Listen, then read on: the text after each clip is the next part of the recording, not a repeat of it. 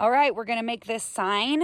I have decided exactly what I wanna do. So I'm going to show you the supply list that you're gonna need really quick. I do want to just comment, I'm outside, so we'll probably have some traffic sounds. I apologize for that. But since I'm using stain, I didn't want to be in the house. You're going to need a board. I am using a 10-inch wide by 6-foot tall board. It's just a regular common board. You can buy it at any hardware store. I got mine at Home Depot. They do not require that, it won't require any cuts or anything. So that's great about this. You're gonna need a stain for this particular sign. I'm using dark walnut. So the first step is going to be staining my board. You're also going to need vinyl. The color of vinyl doesn't matter. You just want to make sure that you have a removable vinyl because we're going to be using this as our stencil. You're going to need transfer tape. You're going to need paint. So I haven't decided yet if I'm going to use this paint or this paint. And then you're going to need a top coat finish. So you'll also need a cutting machine, or you're going to have to cut out your own stencil. So I am using vinyl because I'm going to be using my Cricut machine to cut out my word. If you're using different stencils, the way I'm doing it, I'm using the reverse of the stencil. So I'm actually going to stain my board, and then I am going to cut my word out in vinyl, and I'm going to put the word down, so the individual letters down. And then I'm going to paint over the entire board so that when I take off the vinyl, you will see the stained color of the board as the letters. So a little bit different maybe than some of the different signs that are out there, but I think it'll turn out really well. I like this top coat just because it's a matte finish. I really like a matte finish, but you can use whatever you want. I've used other brands. It just helps protect it because it's going to be sitting on my porch. I will be using a Cricut machine. You can use a different cutting machine if that's what you have. You should be able to still make this project just fine.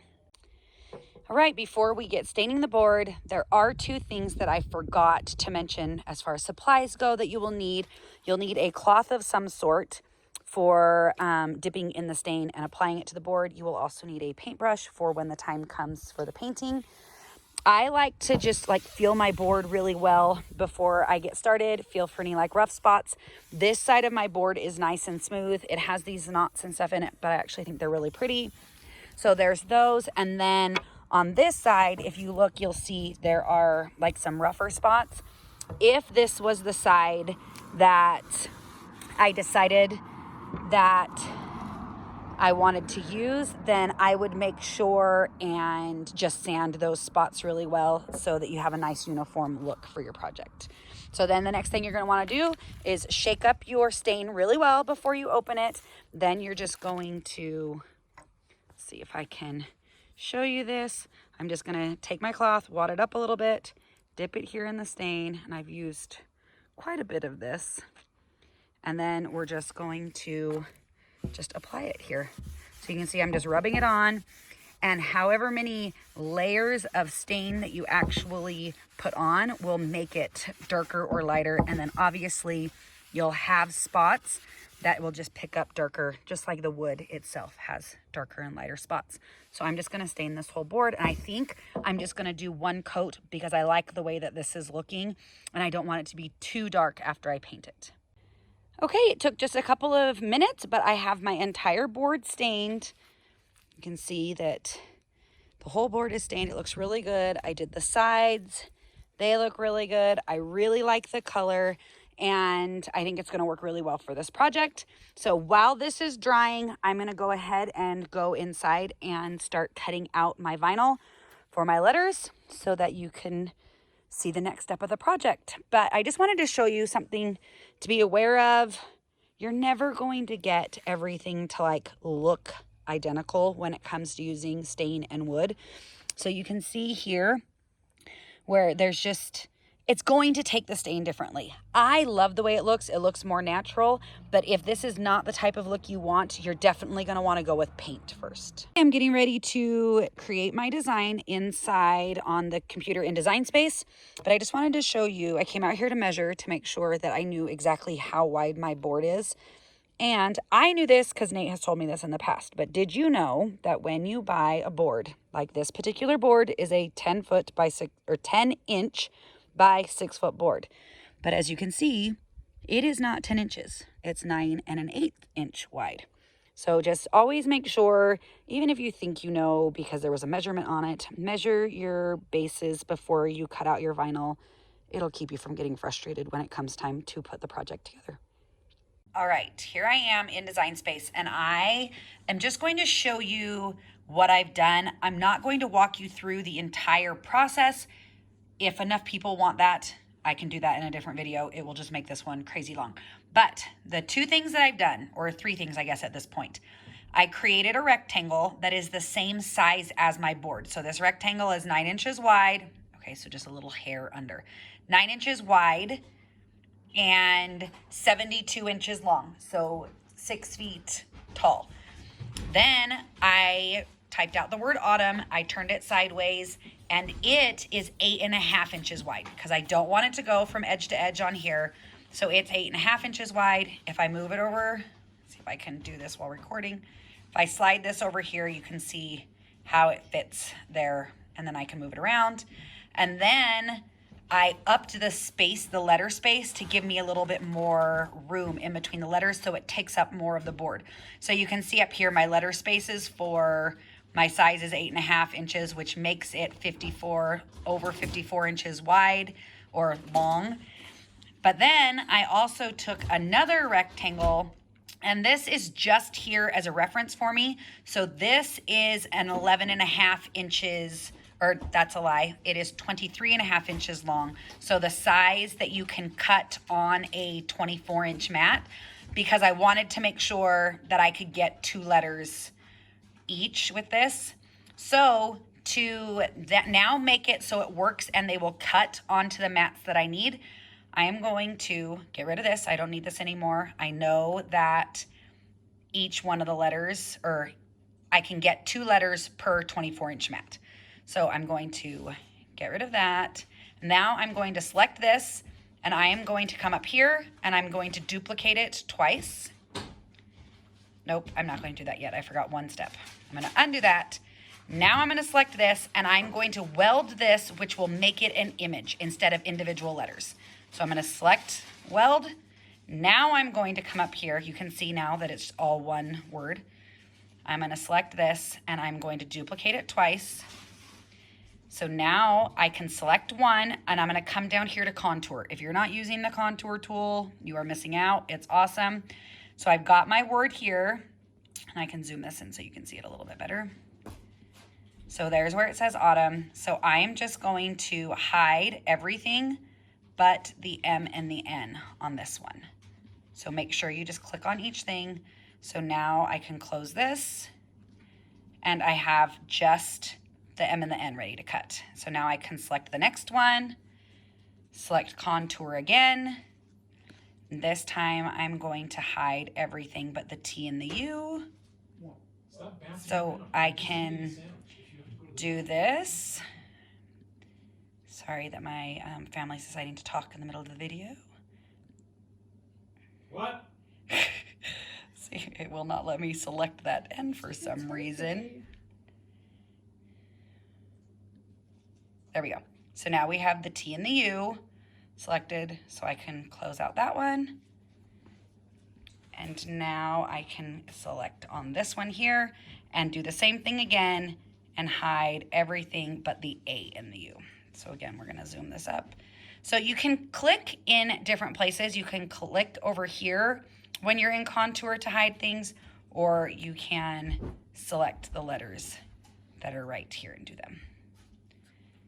Again, it's being a stink. We don't want the T and we don't want the N. Okay, so now we have our A and our U. So now when I select make it, actually I'm gonna hide this because this is way too big also, but I'm just going to hide it. I don't want to get rid of it. Now when I select make it, you can see that I have 3 mats with 2 letters on each of them. This will just make it a little bit easier. This is just a warning letting me know that I'm cutting bigger than a 12 by 12. This will just make it easier for when I lay it out. Instead of having each letter cut individually, there'll be 2 together. That'll help with the spacing and stuff when I lay it out. Now, because I am not cutting out iron-on, I'm cutting out regular vinyl, I don't have to worry about mirroring my images or anything like that. So I'm gonna select continue, and then my device, which it looks like I'm going to have to pair. So I'll be right back. All right, I'm connected to my machine. I am selecting my material. I just typed in vinyl up here. You can look along the side here and you'll see these little C's. Those all mean it's a Cricut material. So I'm actually gonna scroll down until I find the Cricut Premium Vinyl, select that. Then we're gonna go ahead and select done. And then it's just gonna walk through and say, do you make sure you have all the stuff, press your default. Do I have my fine point blade in? I do. So now we're just gonna slide over here and I'm gonna make sure that my mat is under the grooves on both sides. Then we'll go ahead and load it and we'll let it get cutting. Another thing that I'm going to do, because there's nothing intricate about these images and they're very large and just clean lines, I am gonna go ahead and select fast mode just so that it cuts out even quicker.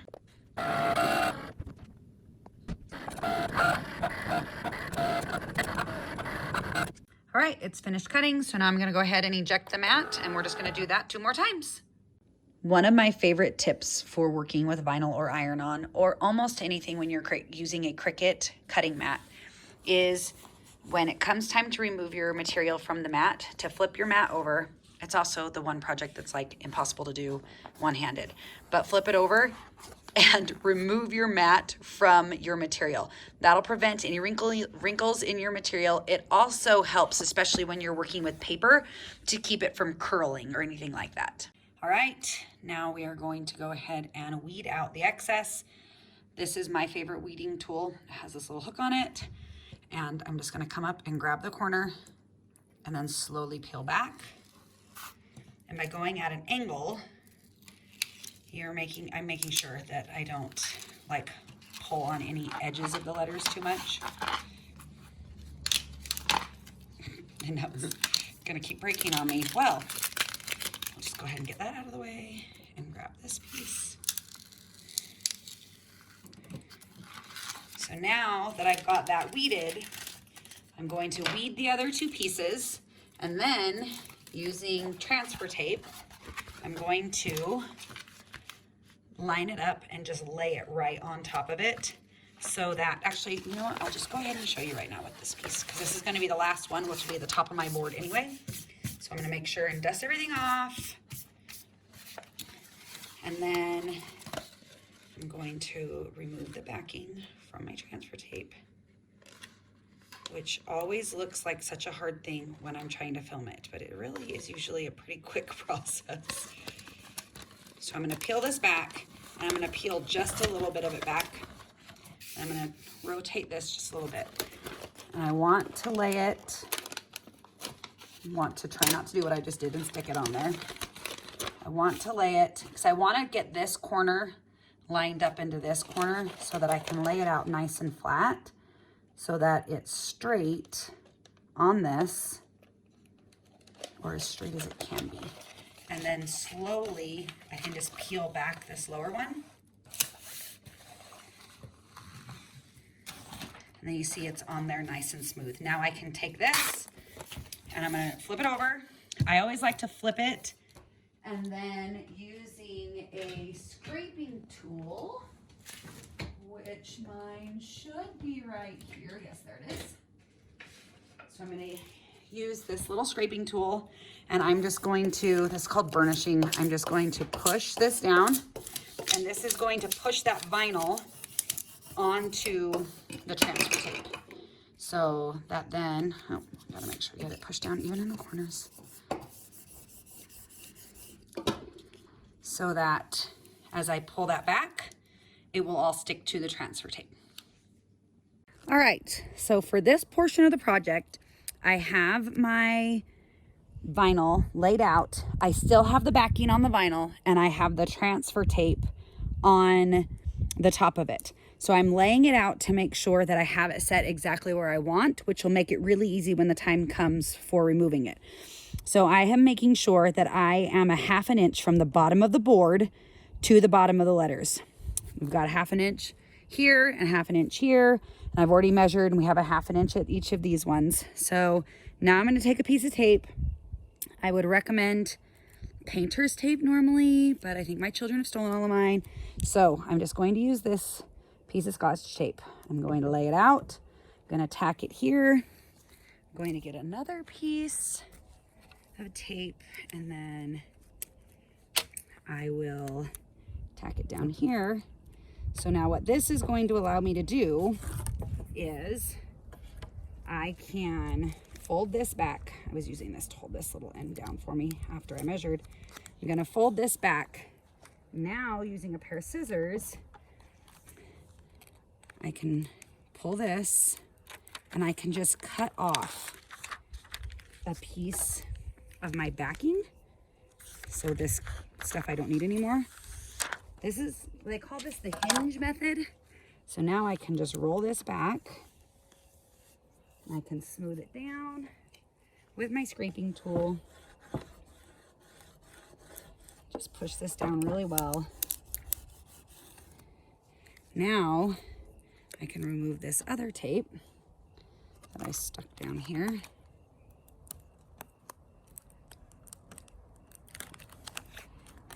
And flip this back and remove this side.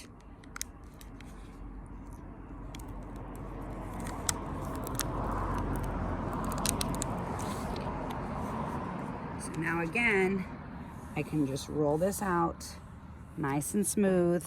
And then that holds everything in place where I had it. So now,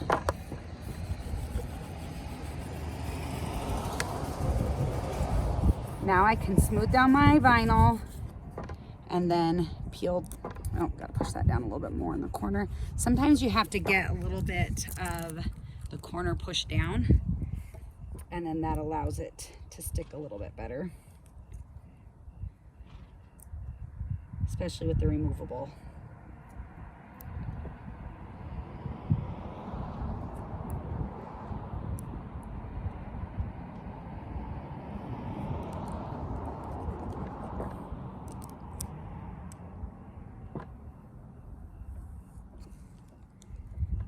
All right, so now we've got that down. So I'm gonna go slowly and at an angle, making sure that my vinyl stays sticking down all the way around. See, it's pulling up a little bit. It's possible that my stain is not quite 100% dry. It feels really dry. It's not coming up at all, but it also just has that, you know, oil to it, which can cause. So just take your time and just remove your transfer tape slowly. And then what I'll do is I will actually reuse this transfer tape for my other two pieces, my other 4 letters. So my other 2 pieces of vinyl that need to be put down. So I'm gonna go ahead and do this. And then I will be back and show you what it looks like once we have all of the letters stuck down. But that's the best way to get them down and measured so that you don't have to worry about them being off center. All right, I'm getting ready to place the next set of letters down. So I'm doing the same thing that I did last time. I'm making sure that I'm a 1/2 inch up from the bottom of the letter, but I also need to make sure this time that my spacing is the same in between letters. So in between my M and my N is just right between the last 2 notches, but right before 3 inches. So I'm gonna lay these 2 out and see where we're at. Okay, so right now we're a little bit too close. You can see that we're only at 2 3/4. It needs to move over just a little bit farther so that we have the right distance so that it doesn't look more crowded. So let's move this to where we need it to be, right about there. And then we can slide this over and stick it a little bit. Got it tacked down so that it would stay in place while we were measuring from the bottom. All right, so we've got it now right between the last 2 notches before the 3. And let's see where we're at. Up from the bottom. We're a little too high now, so we'll have to slide that down just a little bit. And again, sorry for doing this outside, but stain gets so smelly inside the house. So let's see. Bring that down to a 1/2 inch. It needs to slide just a little bit more. All right, so we are at a 1/2 inch. Now let's see if we kept our spacing here. And we're a little too close. Again, it slid just a little bit, like a tiny bit. So we need to scooch it back. And this is gonna take just a little moving it back and forth, but I really wanna make sure that it looks nice and well done. And I feel like these are sometimes the things that people rush, which can make something, you know, it goes from looking really professional looking to a little more homemade, which if you want to just eyeball it, that is perfectly fine. I'm just trying to make sure that this ends up with a really nice professional look. Okay, we are pretty much there. I'm just gonna scooch it just a little bit more. So we're there with our spacing. And oh, of course I just slid it again. It's a hard thing sometimes with leaving the back on it. Okay, we're at a 1/2 inch and we are, all right, we are good. So now I'm going to go ahead and push this down, and I'm going to continue. I'm going to move down here to my T, and I'll show you over here and make sure that it is also a 1/2 inch up from the bottom. So we'll line that right up, and it's up a little too high, so we're gonna scooch it down until it is right there. Now I can push this here, and we've got that in place. Let's get that all straightened out across. And then we'll check all of our spacing one more time. I think it looks good. I think it's in the right spot, but we'll check all of the spacing one more time. All right, I've got it all in place. I've got it held down right now with a piece of tape. So I'm gonna go ahead and peel off my backing. And we're doing the hinge method again. And I did decide that I am pretty sure that while the stain is not like wet to the touch, it is still not all the way dry. If I was using paint, I would 100% have told everyone to wait 24 hours, like at least overnight for the best results, 24 hours, to make sure that your paint is dry, not just to the touch, but all the way through. So I think that's why I'm having a little bit of trouble with my vinyl wanting to stick to the board. But I also like to hurry through things. I'm not very patient. And this is just a time where if you're nice and patient, it will all work out. It will stick down. It will be fine. So I'm just going to take my time and do it. And I'm probably not going to record putting the next letters on. It's just going to be the same process. I'll be back once I have them all on the board to show you the next step.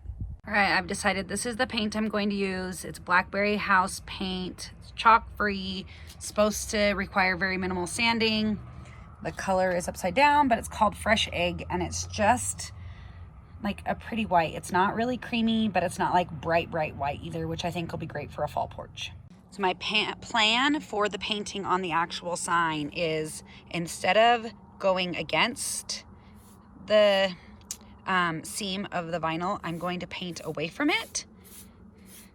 So I'm hoping that will help minimize any like leakage underneath. Normally, if like this was a painted sign, what I would have done is, like, if my sign was painted the white, then I would go over all of my stencil with white paint so that anything that got through underneath would also be white. But since this is a stain, I'm not gonna stain over the top of the whole thing. So I'm just hoping going away from it will help prevent any type of bleeding underneath, or at least keep it very minimal so that it will be able to be cleaned up. I'm just gonna keep working my way around the letters. And then when, since this will already be kind of sealed, when it comes time to do the second coat, I should just be able to go across the whole thing and eliminate any brush strokes and things like that. All right, board has 2 coats of paint. You can kind of see where the A is there. So I'm gonna let it dry for just a few minutes. I don't want it to dry all the way. And then I am going to start peeling off the vinyl. And like right now, I don't know if you can see that, like it looks pretty good, but I'm also seriously stressed out. I haven't done this in a really long time, and I've never used this particular paint for a project like this before. So I'm hopeful that it all works out the way it has in the past. If not, then that's fine.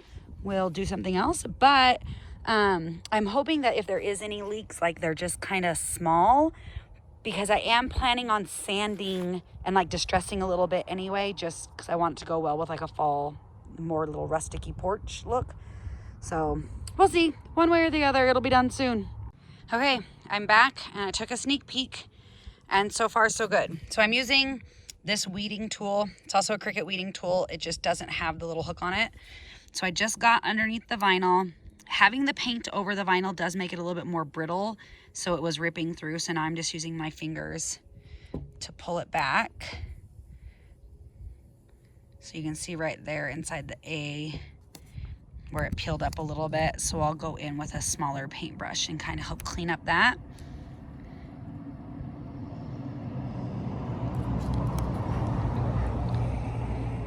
I'm trying to go super slow so I'm not pulling on the paint as like little as possible, and just baby it along. So it looks like it's kind of peeling a little bit right there. So I'm just gonna, maybe I'll just take this and run it along there and see if that helps at all. That's why you don't want it to dry. Like this paint is drying super fast, which is awesome. But also, just like when you're peeling off like paint from walls, like when you're painting in your house, you don't want to let it get too dry or else it can peel your paint. So this is going to require 2 hands, but that's how it's looking. And I think with 2 hands, I'll be able to baby it a little bit more. This is the only real inside letter place that I have to worry about. So I think I can just take a tiny little paintbrush and just straighten out that edge, and then it'll look pretty good. So I'll make sure and show you when it's all done.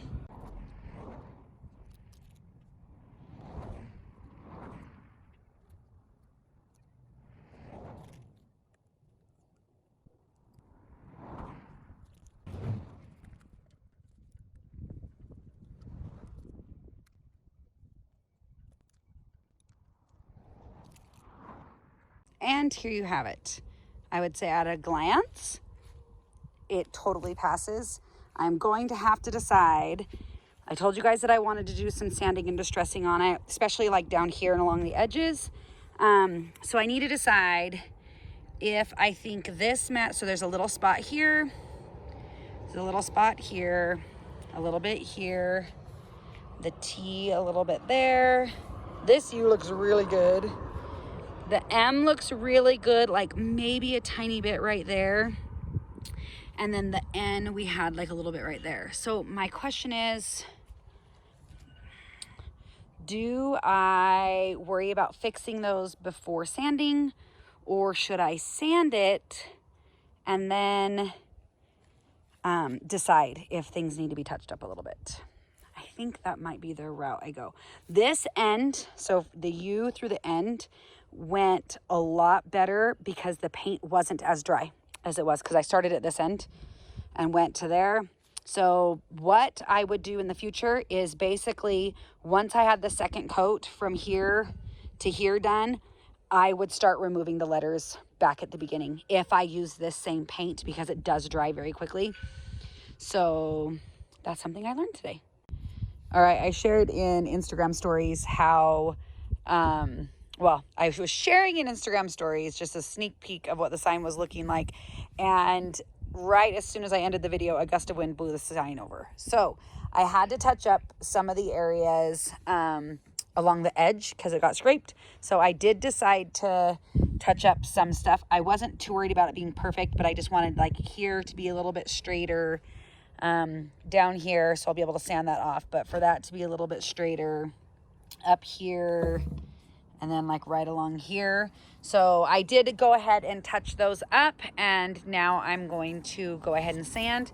I have a couple of different, nope, that's a lie. Apparently I have one grit sandpaper right now. This is a 120 fine, so this should work fine. I might try to find something that's even actually like even a finer grit. I do have some, I think I have some 200 or 220 in another box, but I'm going to start with this and I'm going to just sand along the edges a little bit, and maybe just around. I don't want it to be like crazy distressed, but I do want a little bit of distressing on it. When I sand, I like to always start like along the edges. So I'm just rubbing this along the edge, and I knew that I wanted to do some distressing on this sign when I started because I really love the stain that's underneath, and I want to be able to see that a little bit more. So I'm just gonna see if I can get it to focus there. Do like just some distressing like this, which will just help soften up some of the white everywhere. I'm gonna thin out the paint a little bit in some places. So as I get going, you'll be able to see better what I'm talking about. But mostly it'll be the edges and just going along like this. I want to show you a little bit of the way that I'm sanding over the whole board. So I'm going ahead and going over the entire like letters and everything. I'm doing this for a couple of reasons. One, it's going to show like where there were weak spots. So like right here where the paint had lifted a little bit. So it'll show me where any of those spots are. You can see there's like a little bit right here. I do like that this knot is showing a little bit more with the sanding, but there was one other spot like this, just a tiny bit. I'll leave that. I won't worry about, oh, it was right here. So, oops, right here. So I like that it does that. So then once I'm completely done sanding, I can look at it and decide if that, like especially right here, like does that look natural or does it look like it peeled? So once I'm all the way done, I can look at the whole thing and get a better idea of where I need to be doing touch up. All right, it's all sanded, and I think I am good with the distressing. So you can see like I've got the distressing all over. So like where this corner isn't as sharp as this corner, I feel like that works pretty okay. These aren't real crazy sharp anymore. Even here where the N is, I feel like it all works. I don't think I'm gonna worry about touching up anymore. I did have to laugh. So see how it has this like open space here. I love that my family has faith in me, but also like questions me a little bit because my son was like, so are you putting something down there or what's your plan? You know, he doesn't just call out like, Mom, you didn't center it. He likes to think that I had a plan, and I did. I don't think I explained this earlier, but since I plan on the sign standing like this, so this will be the bottom and then it'll go up. I wanted there to be a nice gap here so that if there was a plant or something in front of it, you could still see what the actual word said, like it wasn't blocking two of the letters. So now I'm just gonna go ahead and spray my clear coat, and that is the very last step, and then it'll dry and the sign will be done. Just like I did when I was staining, I am just using like a lint-free cloth. So this is just like an old t-shirt, and just wiping down, making sure there's no dust or anything left on here because I don't want to seal any dust into my sign. And then this gives me like one more opportunity to fill the sign really well, make sure that there's like nothing peeling up. Everything feels really good. So now we're actually ready for the sealer. Right, again, this is the top coat that I'm using. It says it's great for use on wood. It dries pretty quickly, so it says it dries in like 10 to 15 minutes, but to not handle it for like 1 to 2 hours, which that's fine. I have time for it to be able to sit out here. It also says to spray 10 to 12 inches away and to spray in just like even coats. So we're just gonna start over here and just go back and forth, giving it a nice coat, and then we'll just keep moving on along the sign. until the whole thing is covered. You can do a second coat. You don't have to wait the 1 to 2 hours for it to dry. It says that you can do a second coat just after a couple of minutes. So I will definitely do that because this is going to be outside. So I want it just to have a nice, good seal on it. So there's the first coat, and then we'll do the second.